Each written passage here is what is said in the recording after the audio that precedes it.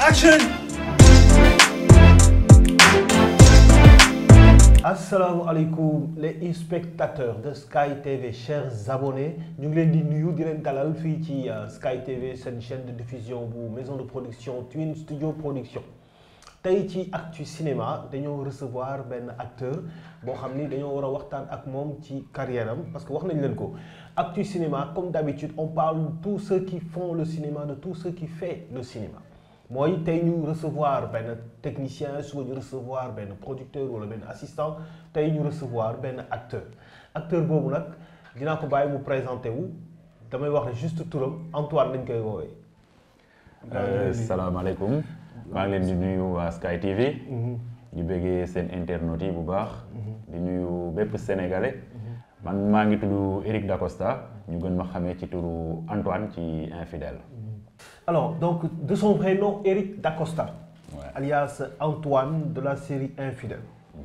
Il est tellement jaloux, tellement à cheval sur la religion, la culture, quoi. Effectivement. Est-ce que ça a quelque chose à voir avec le vrai Eric?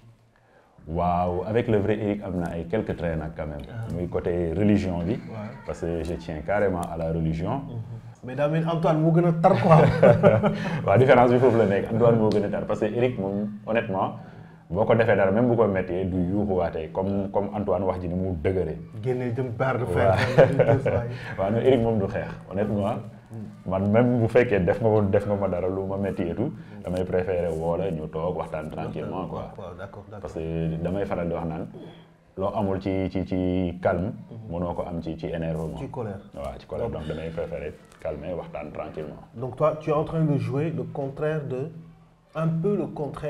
ta vraie personnalité. un peu le contraire. parce que ba ma jotee sax sama scénario bi côté yuuxu beeg kaas bi affaire demee je me suis dit waaw dina am problème parce que tàmmu ma yuuxuwaate. waaw kii du man quoi. Alors Eric, on va commencer d'abord par Infidèles. naka nga duggee ci Infidèles. waaw bon Infidèles je l'ai intégré par le biais d'un casting benn copain bu fa nekkoon bu ma informé ne casting am na Evan Prod. Après je suis allé faire le casting. ci premier casting bi ñu présélectionné ma. après ñu waat ma une deuxième fois pour defaat beneen casting. Après c'est à la suite nag ci casting boobu noonu lañ ma validé quoi. Ok, casting bi on t'a fait le casting par rapport ak Antoine wala par rapport à autre chose? Bon non premier casting bi ñu def c'était par rapport à autre chose de manière générale. De manière générale. waaw léegi après deuxième casting bi nag lañ ma defal par rapport ak Antoine. Waaw. Ok, donc il y avait d'autres candidats hein, casting bi yombul de. waaw il y avait d'autres candidats parce que bi may fàttaliku premier casting bi ma demoon. bari woon nañ ci biti. waaw gars yi bari woon nañu après ñu def casting yi. bon boobu moo nekkoon présélection yi. ok mooy casting général quoi. Casting quoi. après nag bi ñu ñëwaatee beneen bi. boobu moom y avait moins de personnes. ok boobu ci lañ ma tegal rôle Antoine bi ma interprété ko après ñu ne moom mais ba léegi waxuñu man dañ lay retenir ou pas. ah d'accord ñu bàyyi ma dem après nag lañ ma woo téléphone. waaw ma rôle bii lañ lay jox affaire yu demee noonu quoi. ok et tout de suite tu dis ok je suis d'accord. waaw ma ne suis d'accord. mais est-ce que xamoon nga ne tey Infidèles ni mu tournure bi ni mu démarré nii ak ni mu kii bi mu.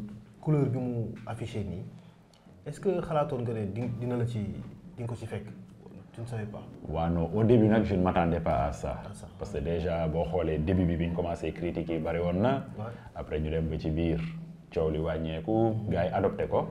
bon sant yàlla quoi franchement am na loo xam ne xaaru moon ne dina toll fii nii. est-ce que buñ la waxoon ne la ñu wax la ne la Infidèles ça parle de ça. Voici l'histoire de Infidèles, les filles, affaire yooyu donc voilà audace bi ci nekk ak yooyu yëpp tu aurais accepté de jouer quand même. waaw en fait doon naa ko accepté parce que boo xoolee début bi briefé nañ ñu tuuti mais je me dis que ñun ay porteurs de voix lañ ay sensibilisateurs lañ ay éducateurs lañ et tout quelque part. donc moo tax ma ne dinaa ci nangoo jouer parce que am naa wàll boo xam ne war naa ko mën a taxawoo peut-être je me dis sama mbokku jigéen ñi ak quelque part tamit yenn góor yi. donc il y a eu des conséquences donc.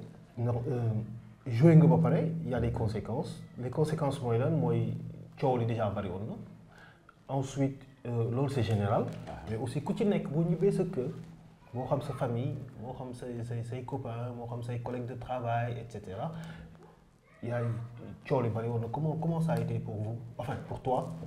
waaw man personnellement coow li au début bari woon na mais sama gaale amoon souvent problème parce que sama gaale damay waxtaan ak gars yi sama papa sama yaay dañuy waxtaan et tout am nañ benn compréhension bi par rapport ak loolu noonu. mais ci biti souvent laa doon gën a sonne.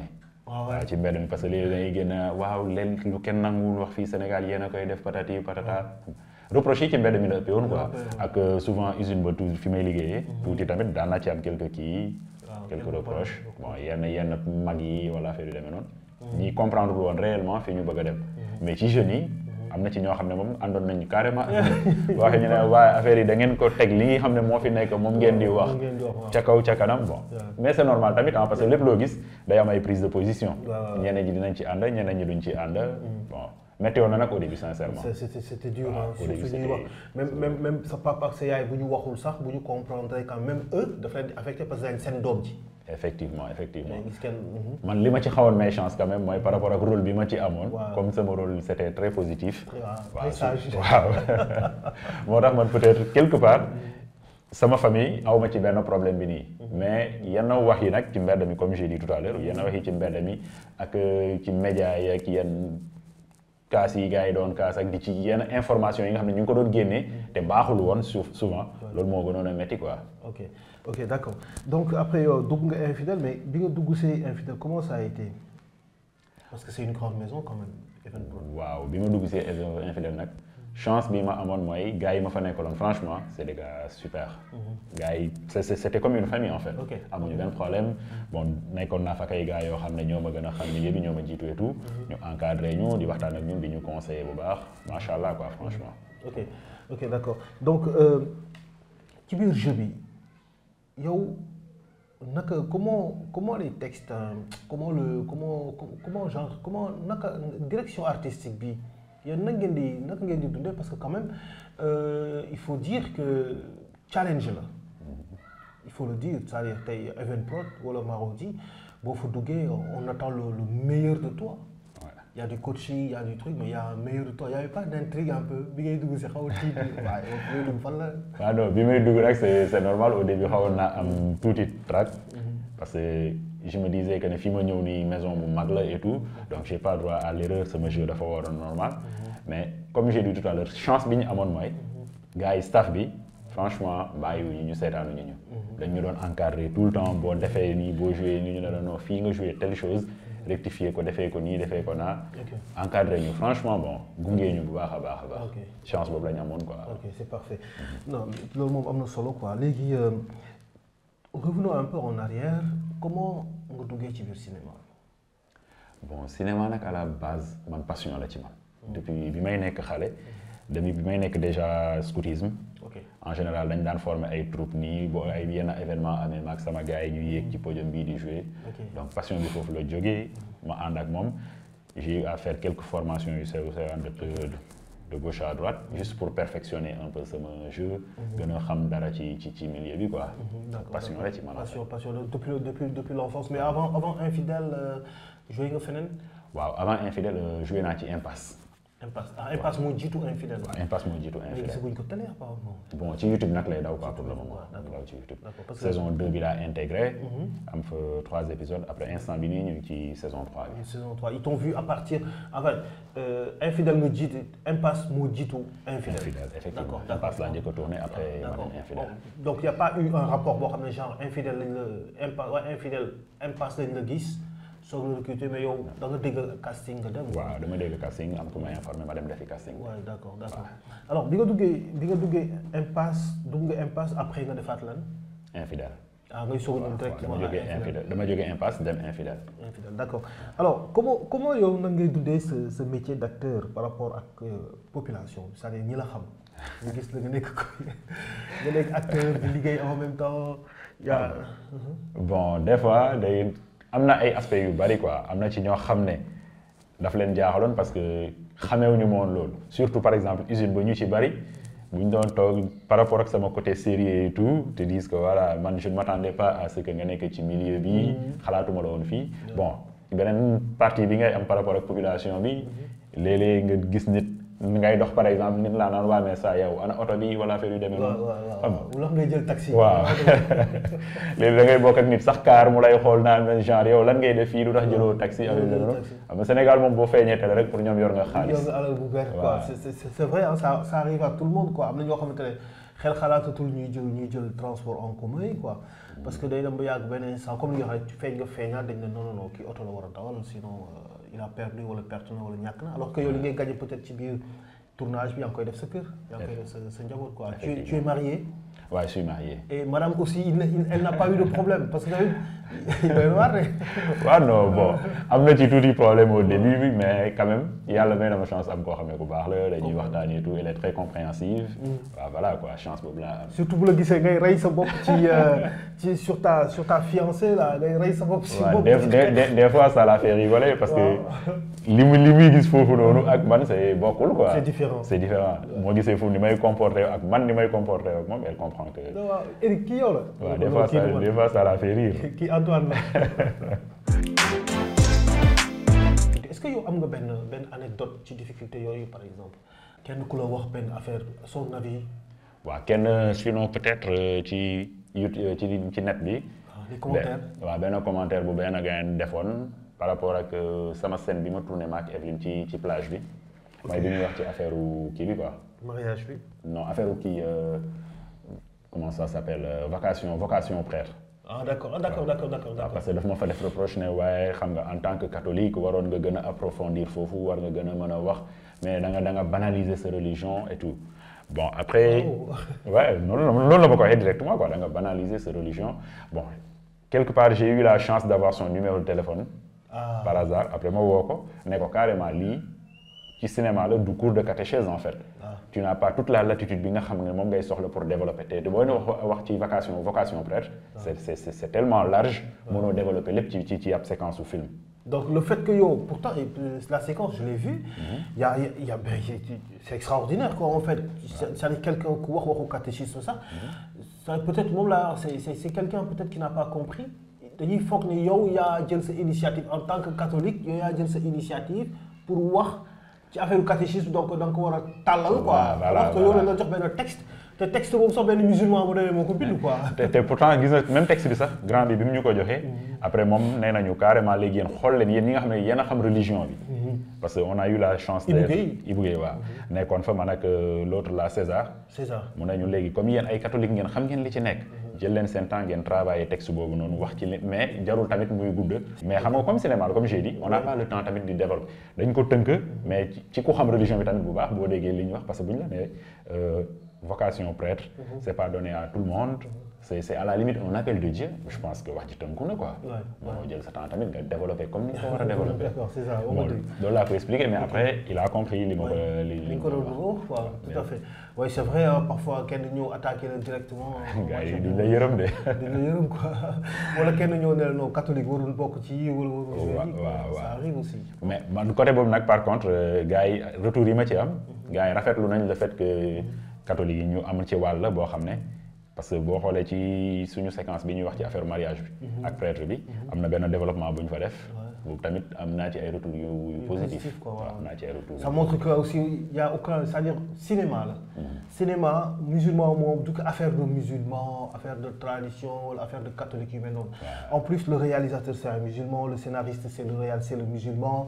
n'est-ce pas c'est le producteur qui fait le choix de créer des histoires de catholiques des histoires de musulmans donc y a pas lieu ñuy am benn appréhension wala benn xalaat parce que boo xoolee produit bi ci boppam benn musulman moo ko yor et il traite des comment dire des histoires de catholiques quoi. voilà Sénégal problème boobu la ñuy am. dañuy jël affaire yi parce que même benn jour benn gain sama koñ noonu mu ngi may naan non Rijal xaw ma Baye Fall la warul ànd ak Evelyne ak xaw ma la nag ma ne ko saa ñun ci cinéma la ñu nekk. du problème de religion wala problème de lii cinéma la rek. bu leen koy yóbbu ci foo xam ne tolluwul foofu. exactement fiction la quoi naka gaa yi yemale dans le cadre cinématographique. boo gisoon Antoine dans la réalité maanaam koy dund comme Antoine dans la vraie vie est-ce que lan nga koy conseiller jàppal wala non Antoine boobu daa ëpp lan nga koy conseiller. waaw Antoine su ma gisoon kuy dund comme Antoine dans la vraie vie.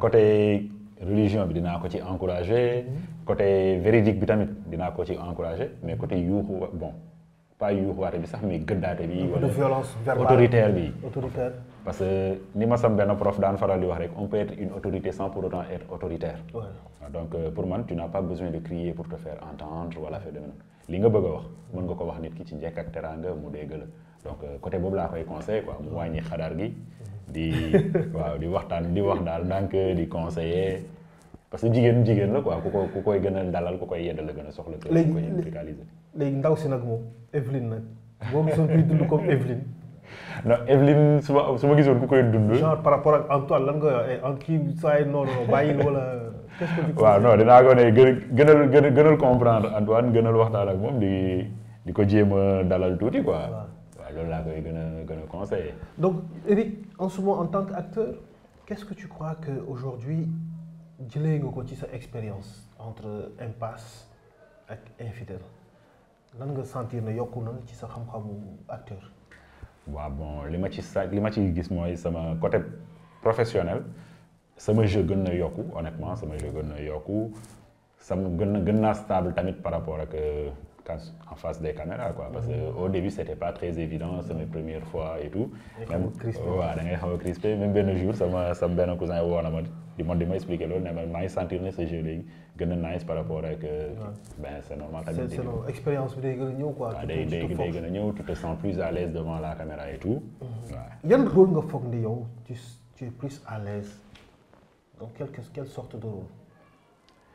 Bon, je ne sais pas trop nag parce que j'ai souvent l'habitude de me dire que rôle bu ñëw rek war naa mën a essayer jouer ko parce que pour man waruma tàmmu ay rôle au contraire dama war a fexe pour rôle bu ñu ma jox ma jéem a nekk carrément ci rôle bi. donc moi je me dis que c'est plus à moi d'aller vers le rôle que le contraire quoi. que ngay toog naan non ma rôle bi ça me convient wala non gis naa ci sama bopp gisuma ci sama bopp. voilà man maa war a travailler li tax rôle boobu noonu ma mën ci nekk. maanaam au lieu que rôle bi ngay gis sa bopp ci rôle bi moo war a gis boppam ci yow. c'est-à-dire c'est à toi d'aller tu as bien dit yow yaa war a conformer wu ak rôle bi. voilà man sama conception pas le contraire en fait. pas le contraire quoi donc toi tu es prêt à jouer jusqu'à quelle sorte de rôle le fou le policier. L'agresseur, le bandit, le prêtre, voilà. Non, j'ai pas de souci par rapport à ay rôle man daal comme j'ai dit rôle bu ñu ma jox war naa mën a fexe pour rôle boobu noonu ma assumer ko jouer ko. rôle Elimane par exemple. amul problème why not amul problème même bu ñu ma joxee rôle Elimane war naa mën a fexe parce que c'est juste un rôle. faut pas que ñuy fàtte loolu c'est un rôle donc damay fexe pour moment bi nga xam ne dama ci war a nekk ma nekk ci à fond. Après bu jeexee je reviens à ma vie d'Éric quoi. à la vie d'Éric en tout cas c'est important ah léegi lan nga gis ne mooy sa objectif fan nga bëgg a atteindre ci cinéma bon objectif. bon man sama objectif mooy vraiment marquer sama empreinte ci milieu cinématographique. Premièrement m'épanouir déjà parce que loolu laa ci gën a soxla m'épanouir. Deuxièmement ma am au moins benn comment dirais-je benn empreinte boo xam ne man marqué naa ko ci. mu leer ma ne man personnellement en tant qu'acteur am naa benn affaire boo xam ne def naa ko ci milieu cinéma. bu ñu nee cinéma rek seen xel yi dem ci yow. waaw loolu mooy sama objectif quoi. donc tu veux toujours yaa ngi gën a ut quoi. waaw maa ngi gën a ut te du ma doyal. doo doyal quoi mais ok d'accord lan moo la gën a neex aujourd'hui ban observation ban point de vue nga am. ci évolution cinématographique bi casting yu bari yi par exemple casting yu bari yi genre ñëpp a ngi dem ci biir on a eu beaucoup de gars yi wax rek ñëpp a ngi dem ñëpp a ngi ku jóg rek bëgg a jouer c'est la rengaine quoi. Toi quel est ton point de vue par rapport à ça. Bon sama point de vue déjà je vois que cinéma actuellement Sénégal am na évolution par rapport ak il y a quelques années. Parce que instant bii nii boo xoolee qualité image yi qualité son yi. il plaisante plus hein. Non du tout baar bi dafa kawe actuellement damay seetaan ay yenn série je me dis que waaw les gars ils bossent franchement. affaire bi yéeg na. Par contre nag benn problème laa ci am. Souvent c'est un peu par rapport ak casting yi comment ça se passe actuellement. Je me dis que war nañ ko mën a professionnaliser wala sinon peut-être jéem ko xool nu ñu koy defee de manière à ce que muy bañ a am yenn débordement yi. Donc tu as un conseil à donner aux débutants ak ñi bëgg a aspirer. Il y a quelque chose à la clé genre est-ce qu'ils peuvent espérer quelque chose. Bon, espérer, ils peuvent espérer parce que l'homme vit l'espoir en fait. Il faut toujours espérer, après, maintenant essayer de se donner les moyens d'y arriver. Comment ça? Parce que, bon, nañ jéem a góorgóorlu, jéem a fight, jéem a liggéey. Et quoi qu'on dise aussi, cinéma, c'est vrai que talent am na wala la chance am na ci tamit, mais jàng am na ci. Loolu il faut ñu nangoo ko def. Sàkku xam-xam. waaw il faut nga nangoo sàkku xam-xam parce que boo amee talent bi te tamit defoo benn effort bi ci war après ça ne va servir à rien en fait.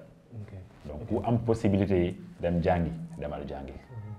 Mais tamit jeunes yi bëgg def cinéma lenn conseil bi ma leen mën a jox mooy qu'il ne se focalise pas carrément que sur le cinéma. Parce que quoi qu'on dise c'est vrai que cinéma avancé na Sénégal et tout mais tollooguñu level boo xam ne tu vas vivre carrément de ça. Donc boo amee beneen affaire booy def à côté def ko soo amee possibilité maintenant exploiter cinéma bu nga exploiter ko. Mais privilégier bu fekkee da ngay jàng say études. bu fekkee da nga nekk di def métier affaire demee noonu privilégier sa métier. liggéeyal toppatoo liggéey bi. toppatoo liggéey bi ak jàng bi. voilà genre bu ñu la woowee tournage xoolal ndax doo liggéey jour boobu. wala ndax tu peux avoir la permission avant d'aller en tournage. Voilà tout à fait tout à fait. conseil boobu laay joxe quoi. Bon ben merci beaucoup Eric Dacosta alias Antoine de la série Infidèles. Impasse, tu t'appelles comment là-bas? Agent Cissé. Agent Cissé, donc tu es un peu policier. Oui, je suis policier. Voilà, donc merci beaucoup. Agent Cissé, Impasse, voilà. Il y a un petit biir du dégât, il y a un tour, il y a une série. Hein. Merci beaucoup d'être venu. Content de trop. Donc on vous donne rendez-vous la prochaine fois pour Benen ITV avec un autre acteur ou un technicien ou un producteur, whatever. À comme vous le donnez. En tout cas, fille, dañuy def que du cinéma suñu créneau la. Silence! Ça tourne!